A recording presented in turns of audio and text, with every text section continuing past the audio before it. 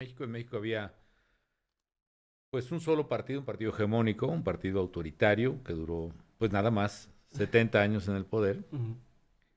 Y en esa década de los 60, donde yo nací, pues todo era por un partido, todos los diputados, todos los senadores, casi todos los alcaldes, todos los gobernadores, todos los medios estaban controlados, todos los sindicatos. Y cuando hubo un movimiento muy fuerte para protestar, para cambiar, pues que fueron los estudiantes universitarios del 68, pues fueron masacrados por el gobierno, por el ejército. Ahora, sin embargo, en este panorama desolador en términos Ajá. democráticos, había como pequeñas islitas de esperanza, ¿no? Yo les llamo utópicos, ¿no? Gente que creía que se podían cambiar las cosas, Ujú. o que había que tratar de cambiarlas más bien, que se podía intentar construir democracia en un medio profundamente antidemocrático y profundamente violento por vías pacíficas. Y uno de estos idealistas era mi papá. Ujú. Entonces, de niño, pues en mi casa yo veía cosas que parecía que me hubiera imaginado que en cualquier casa pasaba, ¿no? Ajá. Entonces íbamos a repartir propaganda, tocábamos puertas. ¿Cuántos años tenías más o menos cuando estabas haciendo No, eso? cuando iba con mi papá, pues de chavito, yo tenía unos 8 años, 9, Ok. y básicamente íbamos porque iba también mi mamá, y pues, ¿Y tus ¿no? amigos no te decían nada o los invitabas de que vénganse, vamos a A pegar veces cosas? sí, pero nunca iban, no pelaban, Ajá. ¿no? Cosa que te das cuenta después, porque ya cuando estás en secundaria, pues todo el mundo tiene su fin de semana y se iban a Sinsunzan, que en el Ajá. lago de Pascua, aquí cerca de Morelia, en fin. O se iban de fiesta. Ajá. Y yo no, pues sábado y domingo dale, ¿no? A los mercados, ya, pues, ya aprendí de repente a poner las cornetas de sonido en una camioneta y me Ok. daban chance de spotear ahí. Pero de repente empiezas a ver que pues esto no ocurre en todas las casas, ¿no? Ajá. Y es más, te empiezan a ver como un perdedor. O sea, Ok. mi papá y a mí básicamente éramos como losers, ¿no? Y no me importaba mucho hasta que eres adolescente y ya traes otras Ya te broncas, empieza a ¿no? dar Dices, pues, ¿qué pena onda, y güey? ya ¿No? empiezas a... Este, Pero eh, losers, ¿por qué? Como porque porque estaban yendo siempre, en contra de todo. O porque sea, siempre perdíamos, siempre nos hagan, ¿no? ok. Siempre, es más, mi papá era siempre candidato, en este caso, de este partido, el PAN, Ujú. y yo decía, pues de chavo, dices que mi papá es súper fregón. Ajá. La verdad es que te das cuenta, pues, que es el candidato porque nadie más quería ser candidato, Ok. ¿no? Porque incluso implicaba muchas veces, él fue candidato como en 7 ocasiones, implicaba perder el trabajo, ¿no? Ujú. Implicaba, pues la verdad, penurias en la casa, que mi mamá sufría mucho, aunque siempre fue militante también y Ujú. estaba en primera línea. Y nunca en ese momento tú no decías, papá, ¿por qué mejor no te dedicas a otra cosa? Como chavo decir, ¿por qué estamos haciendo esto? No, no, la verdad esa parte no. Me pasó después, Ujú. cuando nos hicieron una trampa feroz ahí, que yo decía, pues que seguro ganamos, o por lo menos no es lo que están diciendo que pasó. Pues sí le dije, oye papá, yo hasta aquí ya basta. Ajá.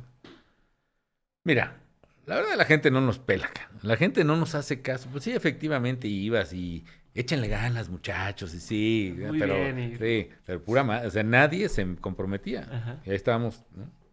Y cuando la gente nos hace caso, pues nos roban. Sí, Pues, no. ¿cuál es el punto? Pues esto es Es una de plano, impotencia gigantesca, supongo. es irracional, no tiene sentido. Entonces me dijo mi papá y me pegó muy fuerte. No lo entendí en ese momento, lo entendí después. Pues mira, no hay, no hay bronca, pues no hay fijón, ¿no? O sea, sí, Ajá. no me decía eso, pero mi papá era un hombre muy grande ya. Pero tienes que entender varias cosas. Si quieres no participar, pues no te preocupes, ¿no? Ujú. Pero si decides quedarte, tienes que entender varias cosas. Lo que estamos haciendo aquí no es por nosotros. Nosotros estamos cumpliendo con un deber moral con México. Y si no lo hacemos nosotros, nadie más lo va a hacer. Ujú. Porque si no trabajamos para que haya democracia, nunca va a haber democracia. Y dos, ¿por qué lo hacemos? Porque aquí en esta casa, mi papá era un hombre muy creyente. Aquí nosotros entendemos el mandamiento de amarás a tu prójimo como a ti mismo, como harás política con principios. Porque es la única manera de hacer el bien común, que es hacer el bien de Ya. todos los prójimos. Ajá. Yo decidí no seguirlo, hasta después circunstancias hicieron que me cayera el 20 y dije, no, pues mi papá tiene razón. Ajá. Entonces empecé a participar y te confieso que el primer impulso fue este deber ético, Ujú. las cosas que haces por deber, independientemente de los resultados. Es más, me dijo mi papá, pero si estás esperando que nos den victorias, eso mira, No pasa. yo creo que nunca, nunca vamos a ver un gobernador del PAN que llegue al O gobierno. sea, así estaba la situación Sí, tan, sí, tan, sí, claro. tan. Y no había, y no se veía por dónde. Nunca vamos a ver un gobernador del PAN que llegue al gobierno. Olvídate de un presidente, ¿eh? Nunca, Nunca. nunca, nunca. Qué Ok. chingón. Entonces, con esa idea seguimos trabajando, pero llega un momento en que pasas de la convicción. Y esto no es irrelevante. Yo creo que lo que mueve o lo que tiene que mover a los liderazgos más fuertes tiene que ser la convicción. Eso te iba a preguntar, porque ¿cómo le haces? O sea, está bien un año de intentar, no pasa nada, 2 años de intentar, no pasa nada, pero ¿cómo te mantienes año tras año con situaciones adversas, con lo que dices, trampas, con cosas para decir, no, o sea, es que esto es lo que yo tendría que estar haciendo y lo voy a seguir haciendo? Y te lo pregunto porque quien escucha probablemente le pasó algo similar en otro ámbito, en otra industria, pero que crees que dices, lo estoy haciendo por las razones correctas, ¿cómo le haces? O sea, Yo creo que la premisa tiene que ser, y creo que tiene que ser parte de la felicidad, que todavía no acabo. Todos andamos en esa búsqueda, pero tienes que encontrar satisfacción en hacer las cosas en las que crees. O sea, la clave es tienes que creer en algo fuertemente ujú, y pelear con todo por ese algo en lo que crees. ok. Independientemente del resultado. No digo que el resultado es importante, es vital, pero tu fuerza interior debe ser tal que encuentres satisfacción en cumplir con tu deber. Sí, no es específicamente en alcanzar tal cosa, sino No en la es. búsqueda de llegar a eso. Yo creo que hay que participar públicamente, yo creo que hay que proponer, apoyar, criticar, construir bien común, forzar al gobierno a que dirija su acción al bien común, buscar ser gobierno para dirigirlo al bien común, Ujú. pero todo eso tiene que estar atrás de una convicción y de un ideal. Y para mí me movía mucho lo que me dijo mi papá del amor al prójimo, de la parte Los principios. religiosa, etcétera, pero también y cada vez más fuerte la parte cívica. Hay que hacer algo por México. ¿Y cuánta gente se pregunta hoy? Se dice, hay que hacer algo. Y ese algo puede ser muchas cosas. Puede ser algo filantrópico y ve a darle juguetes a los niños que están en el hospital y Ajá. reparte COVID. Está bien, eso está padre. Eso sí hace bien. Pero el que tiene el potencial de mayor bien es la política. Esa palabra fea, despreciada, Ujú. apestosa. La política puede y debe hacerse bien, debe hacerse con principios, debe hacerse con valores. Y el día que la hagamos todos, porque no es una cosa, dice también papá, la política es tan importante que no se la puedes dejar a los políticos, ¿no? Ok, sí. Tienes que agarrarla en tus manos. Insistí en eso. Si tú te fijas, la palabra ciudadanía y la palabra política significan lo mismo, Ujú, porque ciudadanía viene de una palabra en latín que es civitas ujú. y política viene de una palabra en griego que es polis. Y resulta que civitas significa ciudad y polis también significa ciudad. O sea, ciudadanía y política Es hacer en ciudad. ciertos sentidos son sinónimos. Ujú, Y lo que nos ha dado el traste, entre muchas otras cosas en México y en América Latina, pienso, es que la política va por un lado ujú. y la ciudadanía va por otro lado. Los políticos Ya. por un lado y los ciudadanos por otro. Y la única manera de empezar a arreglar de fondo nuestros problemas es que ciudadanos hagan o sean el nuevo tipo de política que está haciendo falta en nuestra región Ok. y que la política de esa manera esté subordinada a los intereses de los ciudadanos. Buenísimo. ¿Y cómo le haría o cuál sería el mensaje para alguien que está justamente dice, ok, ya entendí, soy ciudadano, pero quiero involucrarme, quiero meterme, pero no voy a poder hacer nada? O no es posible hacer un cambio si yo soy una persona chiquita contra algo grande. Y te lo pregunto porque sé también que ya tuviste experiencia siendo no el popular cuando ibas a lanzarte y todo. No eras el popular, fuiste escalando, fuiste convenciendo gente, fuiste primero ganando en tu partido y después siendo presidente. ¿Cómo logra alguien mover tantas masas, tanta gente, tomando en cuenta el lado de quien diga, sí, yo me quiero animar a hacer un cambio, pero nadie, ni saben que existo, ¿no? ¿Cómo se empieza a hacer eso? Bueno, esto es... yo no, yo sé que estaría mal que dijera, mira, ay, que mira qué fregón soy. No, la verdad es que no. Yo creo que cuenta mucho la congruencia. ¿No? Ujú, Y también, pues la gente finalmente no es tonta y se da cuenta. qué opciones valen y qué opciones no valen. Ok. Pero yo creo que la clave es, y ahí es el paso que hacía falta de la pregunta que me habías hecho. Yo empecé ciertamente por entender esto como una cuestión moral, una cuestión de obligación ética, Ujú. pero también llega un momento en que te das cuenta que las cosas pueden pasar a partir de que pones lo mejor de ti mismo, eres congruente, la gente entiende que hay una honestidad en lo que estás haciendo, es decir, que genuinamente buscas lo que estás buscando, Ujú. porque si no hay eso, no sirve, ¿eh? Ya. Todo mundo se da cuenta quién es más falso que un billete de 3 pesos, cabrón. Y eso Ok. es común en esto. Entonces cuenta mucho eso, ser congruente, ser básico. Y hubo otra cosa que poco a poco fui aprendiendo en mi vida. Te cuento una anécdota. Ciertamente a mí me tocó mucho tiempo ser el underdog, ¿no? Ujú, Es ujú. el que está, ya que nadie lo Sí, pela, ya nadie está atrás y de ajá. repente vas avanzando. Avanzando, Que nadie se lo espera y de repente, sí, sí. ¡pum! Y es el caballo que viene de atrás, ¿no? Me tocó ser en la propia interna del PAN y luego presidente de la República y cuando fui presidente del PAN también, en fin. Pero muy interesante, cuando yo era precandidato Ujú. a la presidencia de la República y estaba muy atrás en las encuestas y nadie me pelaba y el candidato de Fox y del gobierno y de todo el Ajá. aparato era Santiago Krill, en fin. Yo iba diciendo por todas partes y tocando puertas a los panistas, y, oigan, y si su voto lo considera, y si yo llegara a ser candidato. Ajá. Tengo otro un viejito que me dijo, oye, ahí Santa Catarina, Nuevo León, me dijo, oye, Felipe, no, espérate, ¿no? Tú no digas eso. ¿Por qué? Pues mira, yo cuando fui candidato a diputado, yo tocaba puerta y le decía a la señora, oiga señora, yo soy fulano de tal y voy a ser su diputado, ¿no? Y Ok. entonces como diputado, no digas eso que si ustedes consideran y que si yo llegara, voy a ser presidente, Con todos ¿no? los pantalones de... Y, pues, ¿sabes? Lo empecé a decir, O sea, lo cambiaste el discurso a decirlo así, tal y cual. sabes que uno, la verdad es que nunca he creído mucho en esas cosas, pero la verdad es que de repente sí, cambias tu léxico. Ajá. Y eso transforma mucha energía personal y la energía que irradias transforma también muchas cosas. Entonces yo empecé, y voy a ser presidente de México, pa.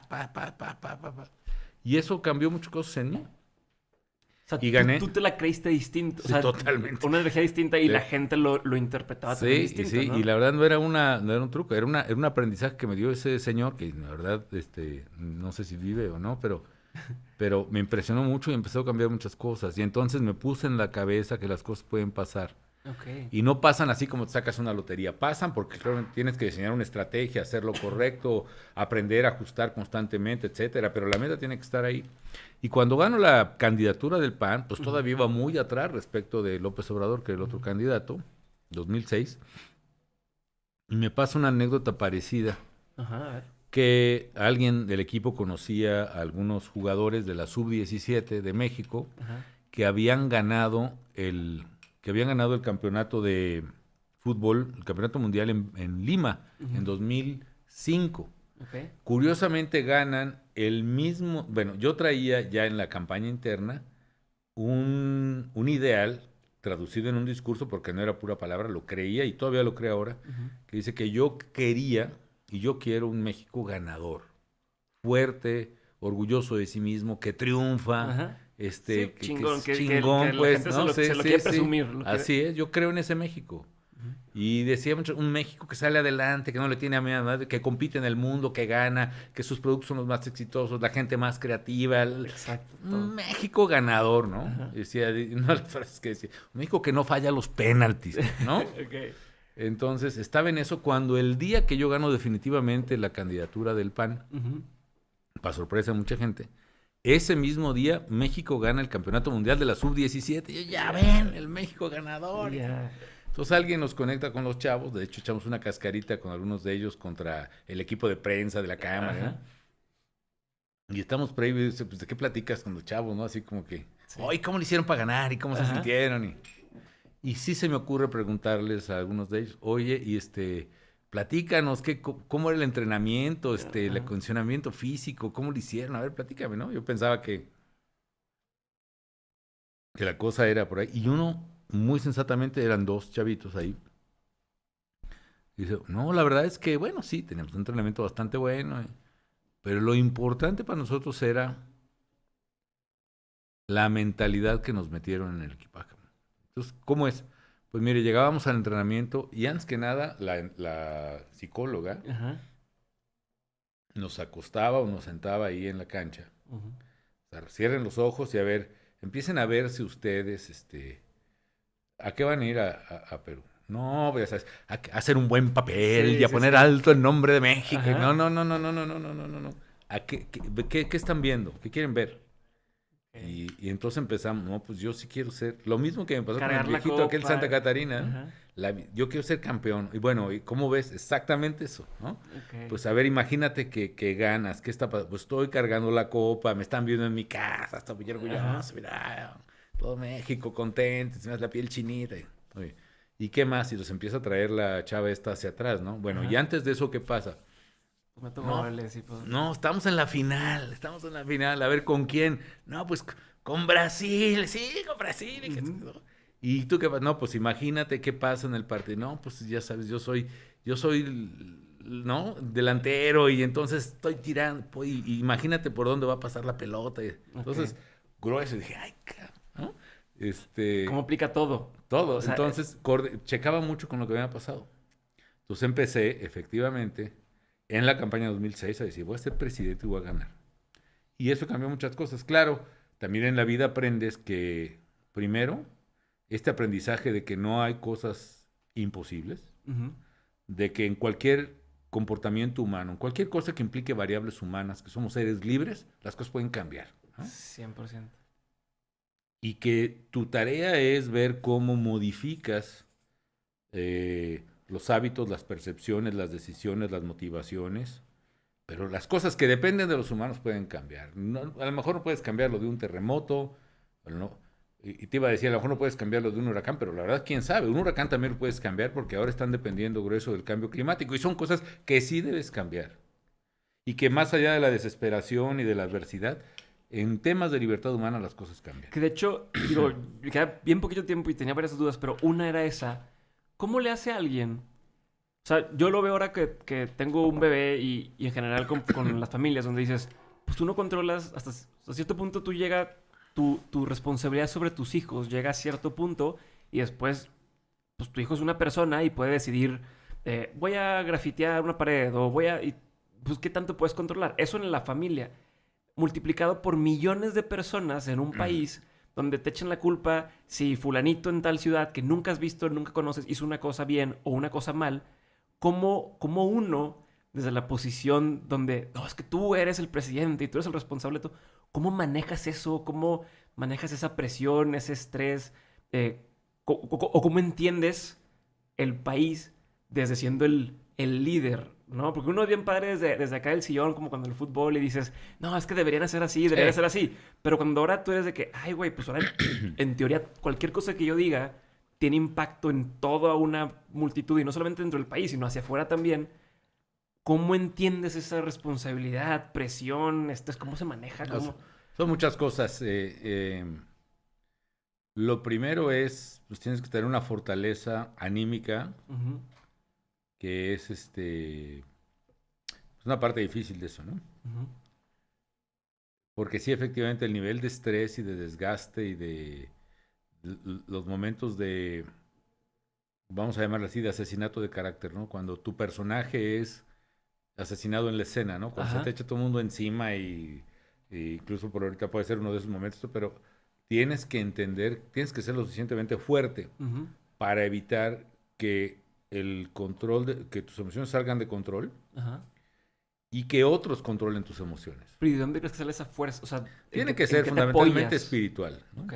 Ahora, tampoco es una cosa de cada quien puede resolver su espiritualidad religiosamente o no, Ujú, pero tiene que ser una cosa y espiritual. Y yo creo que me lleva otra vez, además de lo espiritual o de lo religioso, a lo que yo entendí de mi papá, de ten ideas y entiende tu tarea, lo que quieres, lo que anhelas, lo que sueñas y va por eso. Y eso te tiene que tener fuerte. Y en tu caso, ujú, hablando de los chavos, durante mucho tiempo en la presidencia mis niños estaban chiquitos ujú. y eso es eh, el solo pensar en ellos y lo que tenía que trabajar por ellos y no adelante. Entonces, Ya. yo creo que tienes que agarrarte de cosas que te motiven y que te recuerden para qué estás en este mundo, ¿no? Ujú, Perdido en el universo y para qué estás aquí, cuál es tu sentido en la vida. ujú. Agárrate de eso y toma el control de tu vida y tus decisiones por encima de las emociones y no dejes que otro, un zángano que te esté insultando, que te está denigrando, que te está calumniando, controle tu vida, tus emociones y tus decisiones, ¿no? Segundo, cuando contra lo que la gente piensa, un presidente, por lo menos un presidente como yo, que no tenía mayoría en el Congreso, que tenía muchas cosas muy complicadas en el gobierno, eh, a veces las decisiones de un presidente no se replica, no funciona el mecanismo de gobierno para que se ejecute, ¿no? Es como un gran barco que por más vueltas que le das al timón, pues empieza de acá, después de media hora empieza así. Sí, como una empresa tal cual. O sea, una empresa no la arrancas en 2 años y más lo que empieza a madurar y empiezas a agarrar ritmo, toma mucho tiempo. Sí. Y si eso le agarra burocracia y todo. Pero mira, exactamente. En una empresa, tú eres el jefe, tu pagador es y de que no te lo corres y vámonos, y, ¿no? Claro. Acá ve al Congreso y convence a todos, mayoría y todo el mundo quiere que a cambio le des una cosa y no, que costan. Entonces no tienes control de mucha gente. Los sindicatos en el gobierno, por ejemplo, son durísimos, muy abusivos. Entonces, por más que seas, no eres el jefe vertical que es en una empresa con poderes ejecutivos que los tienes más en la empresa que en el gobierno. Y a veces yo decía, bueno, es como cuando tienes una pesadilla, ¿no? Ya sabes, a todos nos ha pasado, ¿no? Que algo te está pasando y quieres disparar una pistola y no dispara, ¿no? Y le vas a dar una patada y se te atora ahí en la cobija, ¿no? Sí. Así de repente es el gobierno, ¿cómo no está pasando esto? Yo lo veo incluso que le pasa al presidente actual, ¿no? Que va a algún lugar y se quejan de que no han llegado los apoyos. ¿Cómo que no han llegado los apoyos? Pues no han llegado. Cosas así. Pero tu pregunta más un poco, yo creo que es importante que controles tus decisiones, que no dejes que controlen tus emociones y que te agarres fuertemente a las cosas en las que crees. Para lo cual, la gente que no cree nada, que no tiene ideales, que no tiene una esperanza, que no tiene valores. Por todos lados navegando. Pues no, yo creo que no llega. Ok, 2 preguntas más ya para cerrar porque sé que tenemos el tiempo cortado. No, podemos echar otros. Ok, sí, perfecto. Estaba... Sí. A ver, una duda que yo tengo, y es algo que siempre he tenido. Desde chico, muchos niños están con que pues yo quiero ser presidente algún día y a ver si, o sea, como que todos bromeamos con eso en algún momento. Yo quiero entender en qué momento en tu vida y en tu carrera política fue donde realmente dijiste, quiero ser presidente. Y también no es lo mismo cuando uno está soltero, vive solo y todas tus decisiones dependen de uno. ¿Cómo se maneja eso en familia? ¿Cómo la responsabilidad? ¿Cómo lidias con esto? ¿Cómo manejas tu vida? O sea, ¿cómo le hace uno? ¿Cómo navega en eso? Entonces, como 2 preguntas en una. No bueno, son varios momentos, ¿no? Uno es el que ya te describí. Yo creo que en el momento que dije, voy a ser presidente fue cuando aquel señor me hizo decirlo. Ok. Y ahí... ya me la... Voy a ser presidente, sí, señor. Ok. Y entonces, ¿cómo puede ser tan poderosa el lenguaje, no?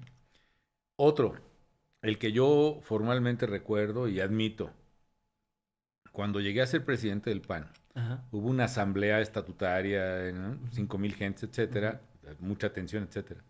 Pero en un periódico, en este caso el Reforma, llegaron ahí a hacer encuestas entre los panistas.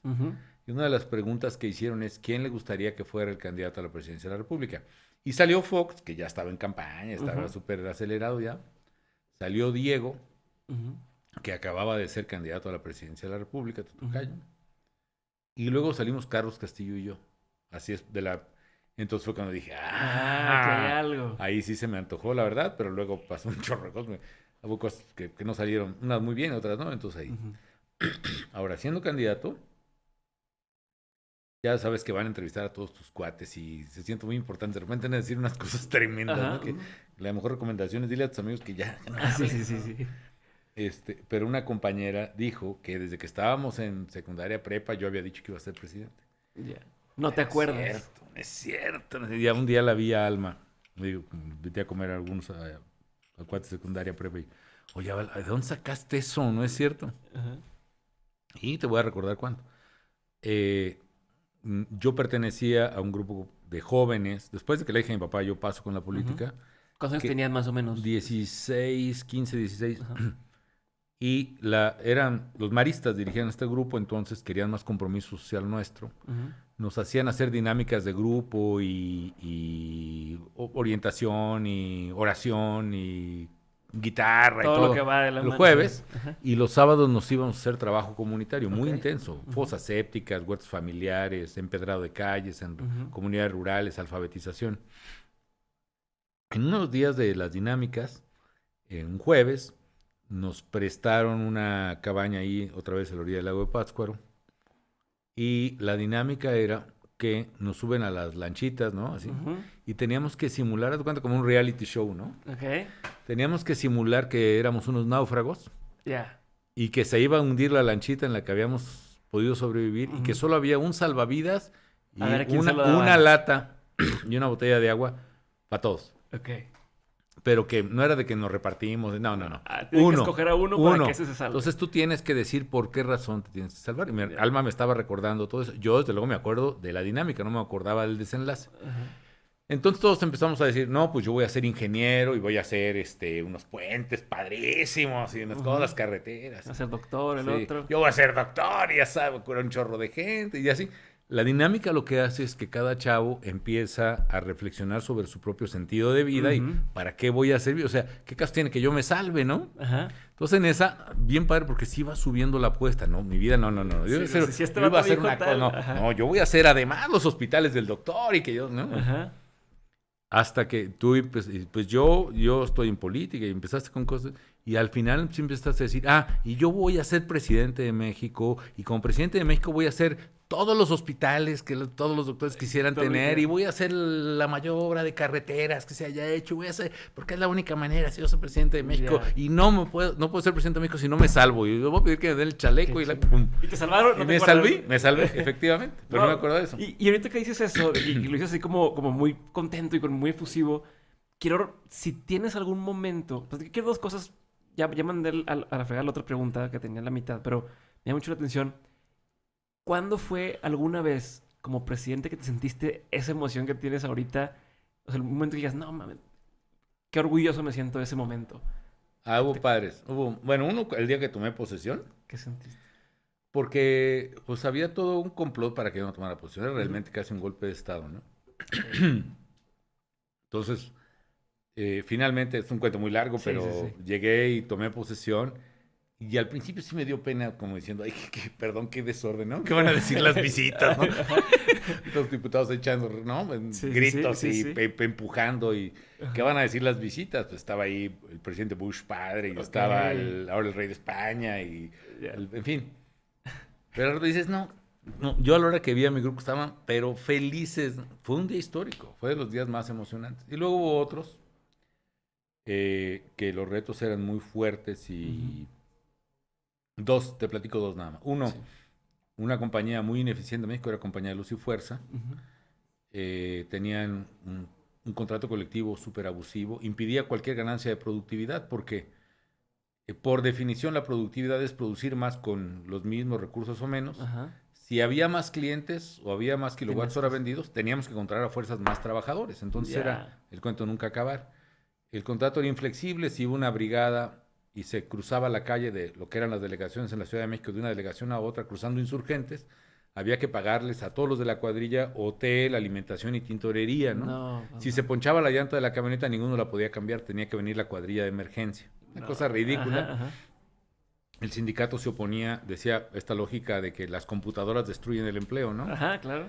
Entonces, se habían opuesto, habían logrado que no hubiera computadoras en las sucursales de Luz y Fuerza. Ok. Entonces, todas las quejas Manual, de las todo. manual en cartulinas No y lápiz. manches. Una cosa espantosa. Entonces, la empresa, arriba de lo que la gente pagaba del recibo de luz, tenía una pérdida de más o menos $5,000 millones al año. En plena Wow. crisis, había que hacer algo y nos empujaron, porque entonces, por una bronca sindical, nos bloquearon el periférico, sacaron, le dije, sancionen a los que bloquearon. Empezaron a poner, señor presidente, nunca les hemos sancionado desde hace 60 años, nunca se ha Ya. sancionado. Pues siempre hay una Ni primera modo, vez. ajá. Con la primera sanción, un salario, no sé qué, por ausencia, sacaron a todo el personal de recursos humanos a la calle con todo inmueble, una cosa muy violenta. Entonces empezamos oye, pues esta empresa además estaba duplicando lo que hacía CFE, ¿no? Ajá. Entonces, la empresa no tiene sentido, no tiene sentido que esté. De hecho, el consejero jurídico sí, está en la ley de 1973 que el servicio lo va a desempeñar Comisión Federal y que el uso y fuerza se debe extinguir.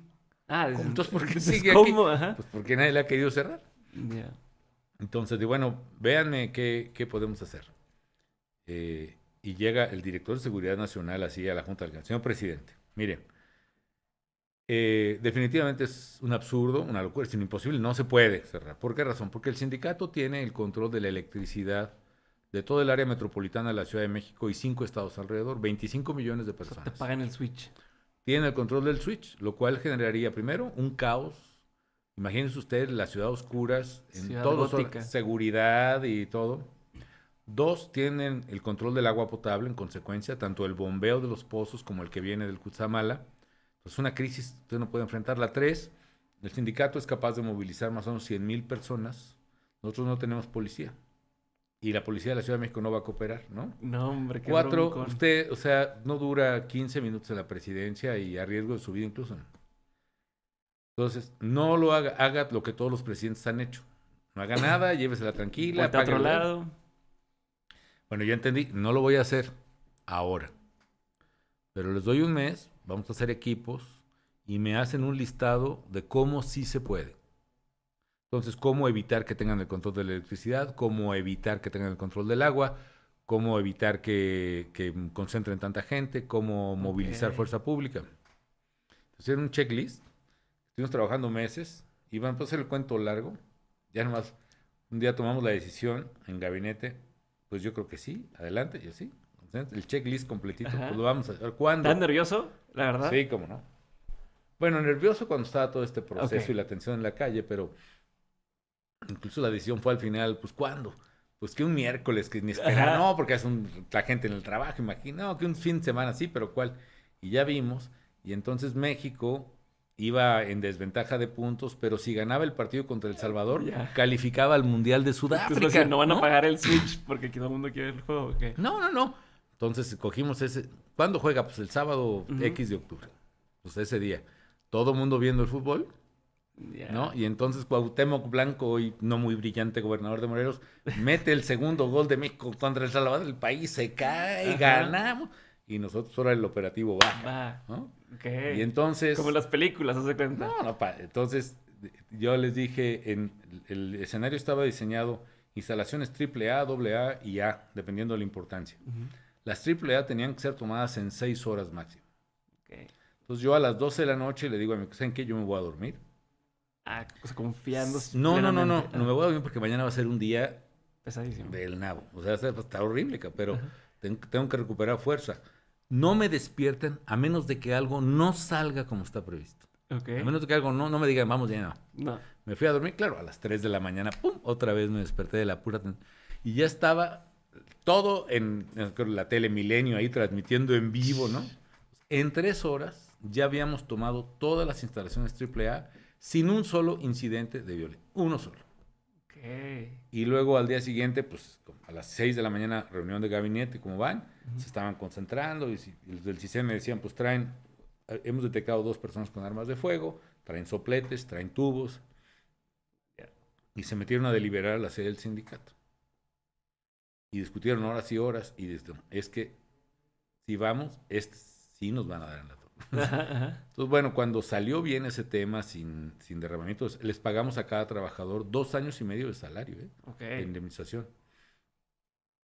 Salió bien, eso fue un día muy padre. Dije, qué padre, estuvo padre, valió la pena, ¿no? Buenísimo. Otros días muy duros, Ujú. todos los temas de violencia fueron terribles. Claro. La muerte de la gente más cercana a mí, Juan Camilo Muriño, que era mi mano derecha, mi operador político más importante, que hubiera sido presidente de México, se muere y lo primero que piensas es lo mataron, ¿no? Ujú. Y luego 2 años después, otra mano derecha que pudo crecer ahí, Blake, que era un tipazo también, Ujú. otro accidente aéreo. Eso sí me pegó durísimo y bueno, hubo muchas cosas muy tristes. Pero otras de mucha satisfacción, sí. Ok. Una pregunta. Ahorita hablabas de la visión. Lo dijiste cuando te dijo el señor en Santa Catarina de vete como presidente y probablemente vayas a lograrlo. lo del Lo de tri. probablemente no Bueno, lo dijo, ¿eh? Sí, bueno, pero lo del tri, hoy, ¿qué ves en 5 años, en 10 años? ¿Cuál es tu visión de tu vida o de México? Qué bueno que me lo preguntas. Yo veo, tengo que recrearme otra vez, tengo que volver a ver el México que yo veía entonces, ¿no? Es decir, un México ganador, Ok. un México democrático, un México equilibrado en sus poderes y un México con diferencias, pero sin la polarización que veo hoy, ¿no? Ujú. Un México donde nadie descalifica a otro mexicano por pensar diferente, mucho menos el presidente. Ujú. Ese México lo quiero ver. Quiero ver un México que crezca a tasas de crecimiento de 4, 5, 6%. Por cierto, después de la crisis que me tocó a mí, la crisis internacional 2009, nosotros estuvimos creciendo a tasas de 4, 5 en 2010, 11, 12. O sea, es el trienio que más ha crecido México en todo el siglo. Yo creo que lo veo. Yo veo un México en que podremos acabar con la pobreza extrema. Ujú. Es decir, como han acabado, Chile acabó prácticamente con su pobreza extrema, lo podemos hacer en muchos países en el mundo.